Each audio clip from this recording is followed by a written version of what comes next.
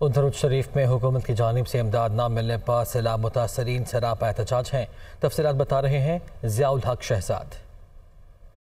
जी, मैं इस वक्त मौजूद हूँ उस शरीफ के सैलाब मुतासरा इलाका बख्तियारी में। यहाँ पर रिलीफ न मिलने पर सैलाब मुतासरीन इस वक्त सरापा एहतजाज है। इनका इस हवाले से यही कहना है कि उनकी फसलें डूब चुकी हैं, उनके मकानात मुतासर हुए हैं, उनके मवेशी भी सैलाबी पानी में बह चुके हैं। इसके अलावा उनके बच्चे भी इस वक्त बीमार हैं, मगर ताहाल हुकूमत की जानिब से उन्हें किसी किस्म का कोई रिलीफ नहीं फराहम किया गया। इस वक्त पानी की सतह भी कम हो रही है, मगर अभी तक कोई सर्वे टीमें यहाँ पर नहीं पहुँची जो उनके नुकसानात का सर्वे करें और उन्हें कोई उम्मीद की किरण दिखाई दे। इस हवाले से मेरे साथ एक सैलाब मुतासरा मौजूद है, उनसे जानते हैं। जी बताएं, आपका क्या कहना है?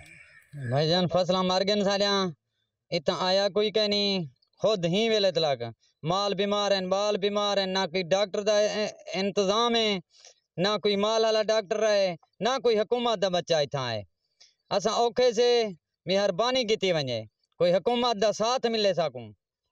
जी, आपने सुना, इनका यही कहना है कि यहाँ पर कोई हुकूमती नुमाइंदा नहीं पहुँचा, कोई इंतज़ामिया का नुमाइंदा यहाँ पर नहीं पहुँचा।